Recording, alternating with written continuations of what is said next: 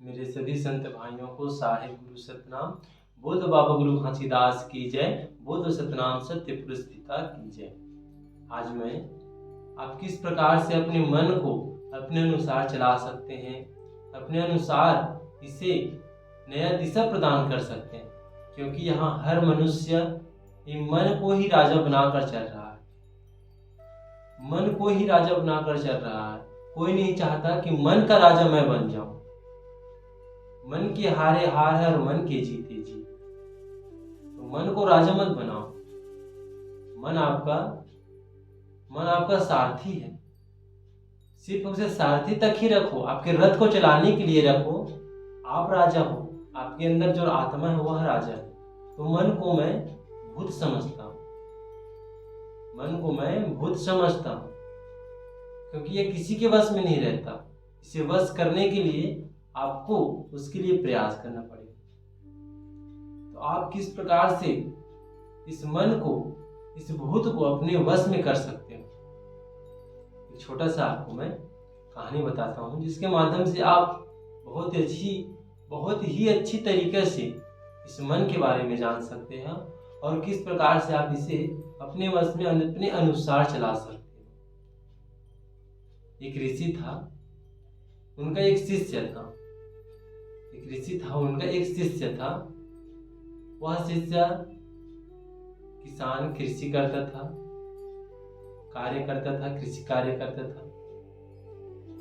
तो वह कार्य के कारण इतना व्याकुल हो जाता था, उसे गुरु के पास जाने के लिए, सत्संग ग्रहण करने के लिए समय ही नहीं मिल पाता था।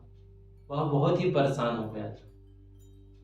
तो जो शिष्य था वह अपने गुरु के पास गए और कहा कि हे गुरुदेव, मैं आपसे गुरु दीक्षा लेना चाहता हूँ, सत्संग आपसे सुनना चाहता हूँ, आपसे करना चाहता हूँ सत्संग। आपके माध्यम से मैं भी इस लोक से दूर जाना चाहता हूँ।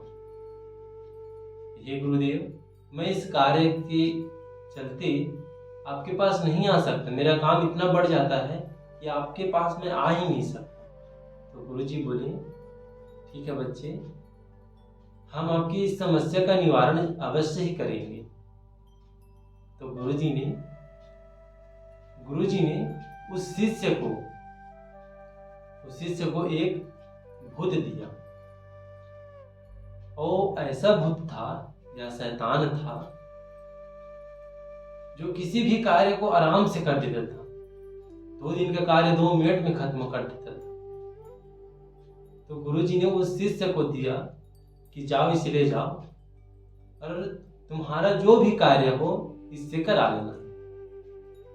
शिष्य बड़ा ही प्रसन्न हुआ और कहा, धन्य हो गुरुजी आप, जो मेरी इस समस्या का निवारण कर दिया।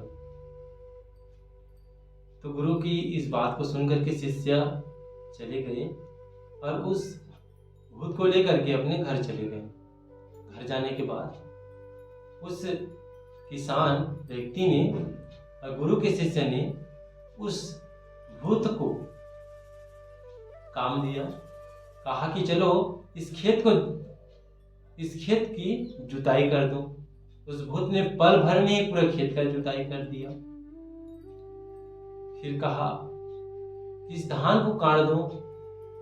उस भूत ने पल भर में धान को काट दिया। ऐसे करते करते वह किसान उस भूत को 10 दिनों के लिए काम में तो लगा दिया। 10 दिनों के लिए काम में तो जो शैतान था, भूत था, उस कार्य को करने लगा और कार्य को खत्म किया। उसके बाद जब 11वां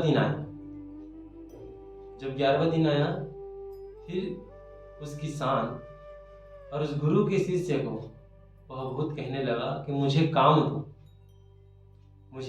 दो, वरना मैं आपको ही खत्म कर दूंगा, आपको ही मार दूंगा। तो भूत की इस बात को सुनकर के वह किसान सोचने लगा, मेरे पास तो कोई भी कार्य नहीं है, यह मुझे ही धमकी दे रहा है मारने का, खत्म करने का, तो कैसे करूं। इस विचार को सोचते हुए उनके पास कोई रास्ता नहीं मिला। जैसे भी करके उस भूत को कार्य दे करके, काम दे करके, और तुरंत गुरु के पास गया। अपने गुरु के पास गया, कहा गुरुदेव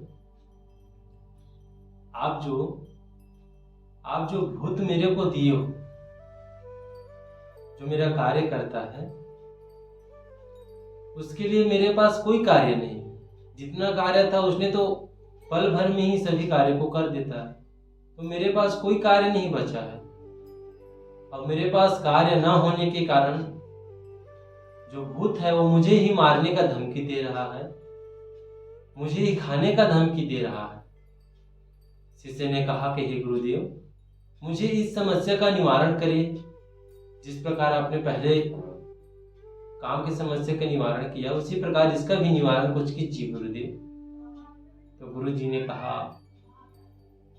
कि हे संत, आप उस भूत को एक लंबा सा खंभा गाड़ देना,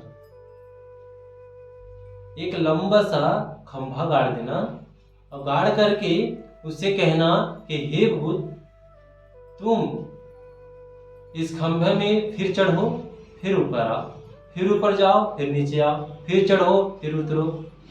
इस प्रकार से उसे काम दो, और जब भी आपको लगे कि यह कार्य करना है तो उसे छुड़वाकर दूसरे कार्य में लगा दो। वो कार्य हो गया, फिर उसे वही काम दे दो, तुम चढ़ो फिर उतरो, चढ़ो फिर उतरो। उस शिष्य ने गुरु की बात को मान करके, सुन करके उस भूत से कहा कि हे भूत, तुम जाकर के उस खंभे में फिर चढ़ो और फिर उतरो, ऊपर जाओ फिर नीचे आओ, फिर ऊपर जाओ फिर नीचे आओ। यही तुम्हारा कार्य है। उस भूत ने उस किसान के बात को सुन करके ठीक है ये कह करके वह खंभे में चले गया, और फिर उतरता था, फिर चढ़ता था, फिर उतरता था, फिर चढ़ता था। इसको देख करके किसान बड़ा ही प्रसन्न हुआ था। चलो, एक बला तो टली। उस किसान को कुछ कार्य याद आता था, तो उस भूत से कहता था कि हे भूत, उस कार्य को छोड़ो, आप इस कार्य को करो। किसान बड़ा ही प्रसन्न होता था।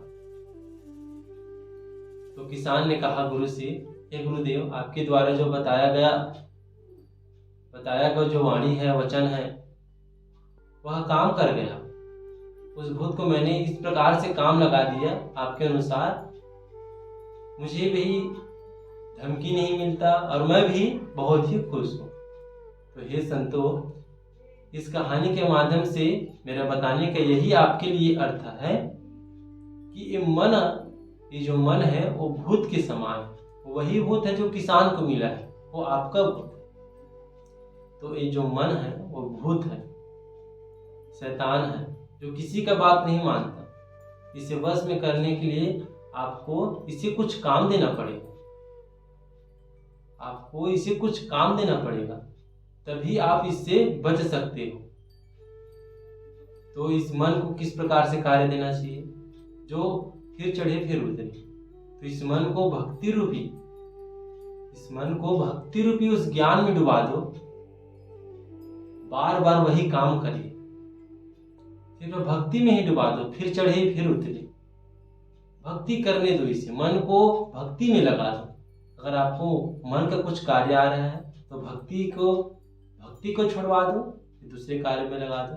वह काम खत्म हो गया, फिर भक्ति में लगा दो उसे। इस प्रकार से आप अपने मन को अपने अनुसार चला सकते हो, अपने वश में कर सकते हो। इस मन को अगर आप वश में करना चाहते हो, अपने अनुसार रखना चाहते हो, आप जिस प्रकार से सोच रहे हो तो उस प्रकार से आप कभी भी अपने मन को अपने वश में नहीं कर सकते। हर यहाँ प्राणी, हर जीव आत्मा इस मन के अधीन है। मन को राजा बनाकर इंसान जग में फिर रहा है। तो मन को अपना दास बनाओ, मन को अपना दास बनाओ। जो योगी वैरागी तपस्वी साधु रहते हैं, ये सभी लोग अपने मन को अपने वश में अपना दास बनाकर रखते हैं। आज देखने के लिए मिल रहा है कि हर मानव मन का ही बात करता है। मन से ही मन का बात मानो। कब मानना है? जब मन कहे कि भक्ति चलो करते हैं, मन कहे कि गुरु की चलो आरती करते हैं, मन कहे चलो गुरु के चरण छूते हैं, उस कार्य को करो ना। तो नहीं, मन कह रहा है, मन कह रहा है कि गलत कार्य करना है, मन कह रहा है चोरी करना है, मन कह रहा है तो खाना खाना है। आपको सोचना है, आपको विचारना है कि मन रूपी इस भूत को अपने वश में किस प्रकार से करना है। तो इसे भक्ति रूपी उस खंभे में चढ़ा दो और वो भक्ति रूपी खंभे से फिर उतारो, चढ़ाओ फिर उतारो। इस प्रकार से आप अपने मन को वश में कर सकते हो और आपका मन आपके अनुसार चलेगा, आप जो चाहोगे वही करेगा। तो मन आपका है, आप इसे दास बनाकर रखो, इसे मालिक बनने मत दो। क्योंकि जब कोई दास मालिक बन जाता है तो मालिक को ही नौकर समझने लग जाता है। ये भूल जाता है कि यही मालिक है। कि उसी प्रकार जो आपका जीव आत्मा है वह मालिक है और जो मन है वो दास। तो दास और मालिक इस फर्क को समझो और सदा ही सत्य विचार और सत्य को मानो। और भक्ति करना जरूरी है, जीवन में भक्ति करना जरूरी है। इस मन को उस भक्ति रूपी खंभे में चढ़ाना बहुत ही आवश्यक है। ये संतो, इस बात को और इस ज्ञान को समझ करके आप अपने मन को अपने वश में अपने अनुसार चला सकते हो। साहिब गुरु सतनाम, साहिब गुरु सतनाम। बोल दो परमपिता बाबा गुरु घासीदास की जय। आपका दिन, आपका समय शुभ मंगल हो। साहिब सतनाम।